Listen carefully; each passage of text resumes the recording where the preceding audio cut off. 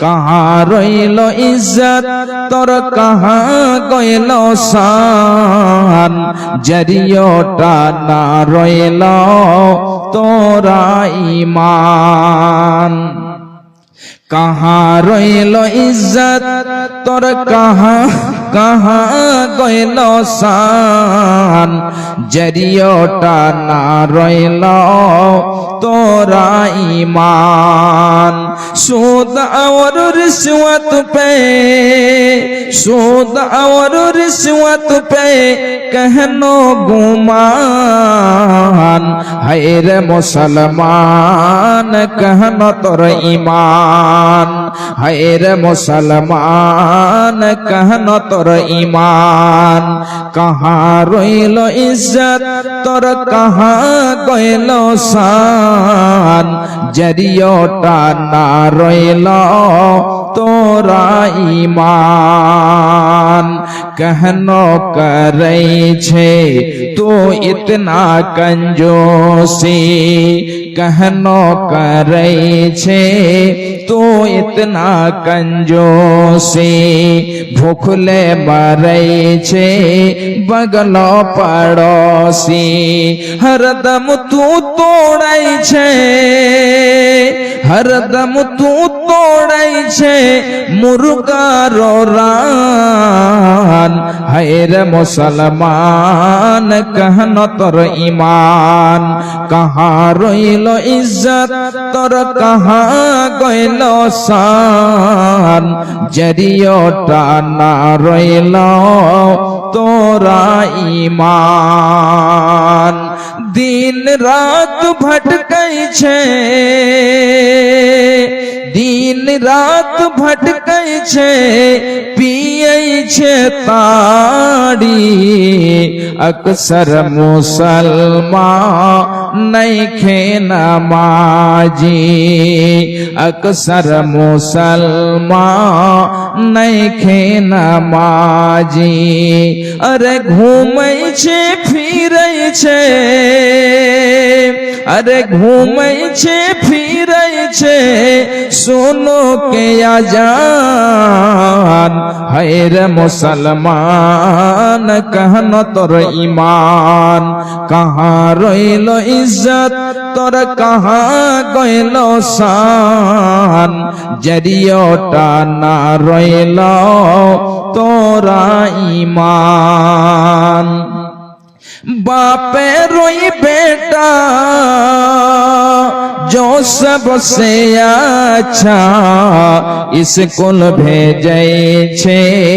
ओकरा हमेशा बापे रोई बेटा जो सबसे अच्छा स्कूल भेजे छे ओकरा हमेशा लंगड़ा और काना को लंगड़ा और काना को मदरसा में दान है रे मुसलमान कहनो तोर ईमान कहाँ रइलो इज्जत तोर कहाँ गइलो शान जरियोटा ना रइलो तोरा ईमान कहाँ रइलो इज्जत तोर कहाँ गइलो शान जरियोटा ना रइलो तोरा ईमान भाई আমার আমাদের ঈমানটা এমন যেন দুর্বল হয়েছে একটা করে যদি বিষয়ে দেখা যায় তাহলে প্রতিটি বিষয়ে আমাদের ঈমান একেবারে দুর্বল পাওয়া যাবে ভাই আমার যখন আমাদের দ্বারাতে গুনাহ হবে তখন কি করতে হবে আল্লাহর কাছে ক্ষমা চাইতে হবে আল্লাহ তুমি দয়াশীল আল্লাহ তুমি ক্ষমাশীল তুমি আমাকে দয়া করে ক্ষমা করে দাও হযরতে আব্দুল্লাহ ইবনে মাসউদ রাদিয়াল্লাহু তাআলা আনহু বলছেন খুব ভালো করে শুনুন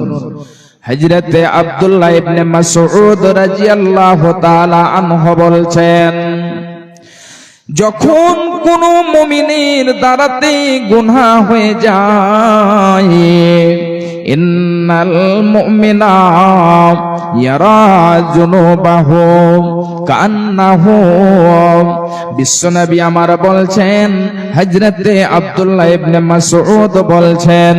যখন মানুষের দ্বারাতে পাপ হয়ে যায়, যখন কোন মুমিনের দ্বারাতে, যখন কোন ঈমানদারের দ্বারাতে গুনাহ হয়ে যায়, পাপ হয়ে যায়, তখন সে পাপটাকে এমন মনে করে, মনে হয় সে একটা বিশাল পাহাড়ের নিচে বসে আছে, হঠাৎ করে তার উপরে পাহাড়খানা ভেঙে পড়ে যাবে। সে একটা বিশাল পাহাড়ের নিচে বসে আছে, জানে না কখন সে পাহাড়টা ভেঙে পড়ে যাবে। ভাইজান বাপজান আমার, ঠিক যেন মুমিন এমন গুনাহটাকে মনে করে, যখন সে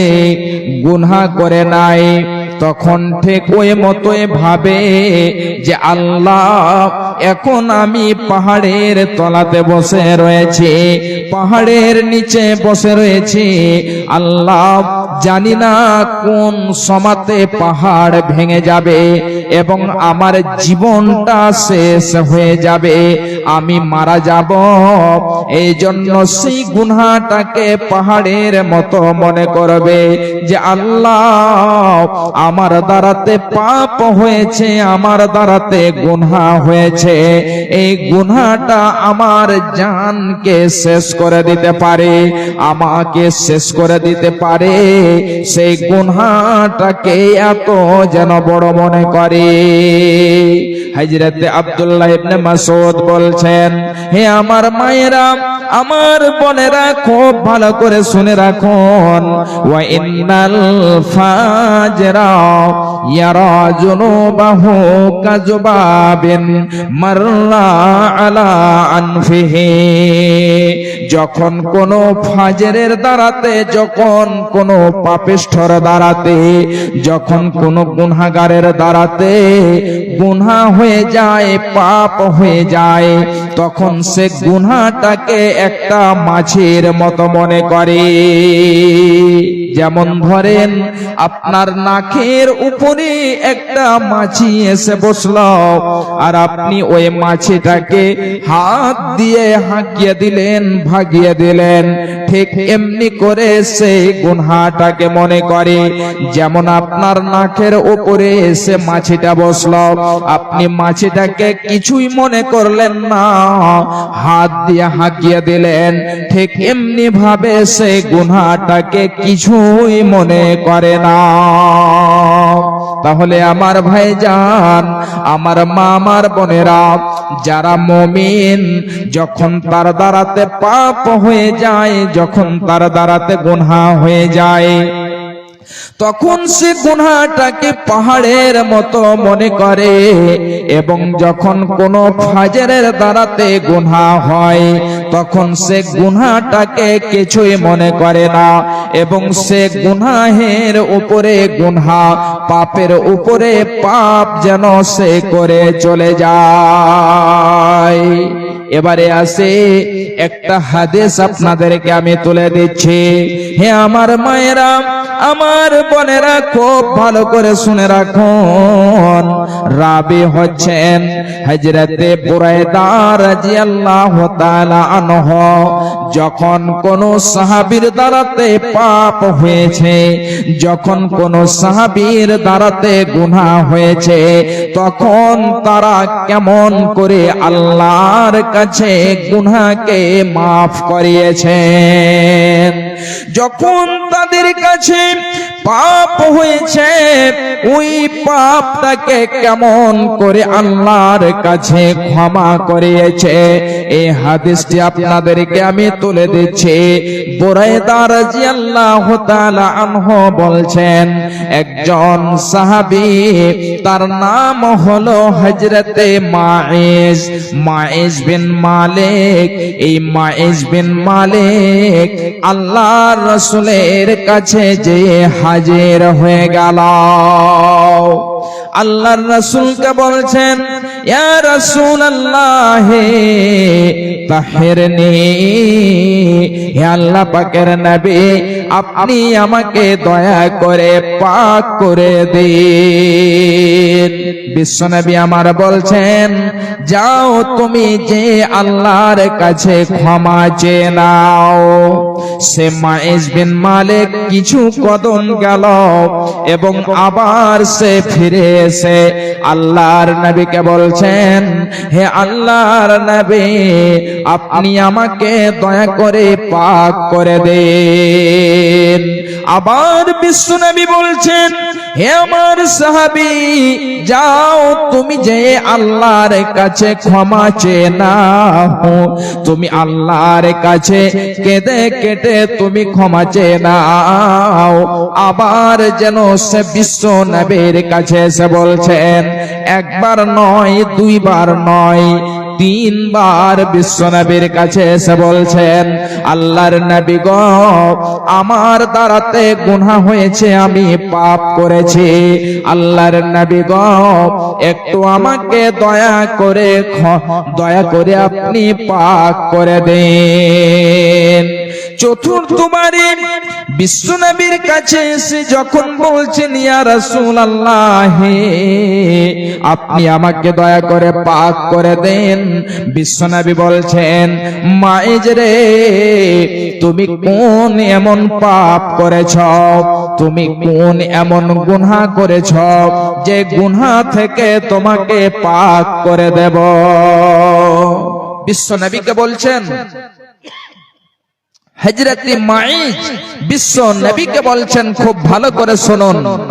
বিশ্ব নবীকে বলছেন, আল্লাহর নবী গো আমার দ্বারাতে জিনার মতো পাপ হয়েছে, নবী গো আমার দ্বারাতে যেন জিনার মতো ব্যভিচারের মতো পাপ হয়েছে, এই জন্য আল্লাহর নবী গো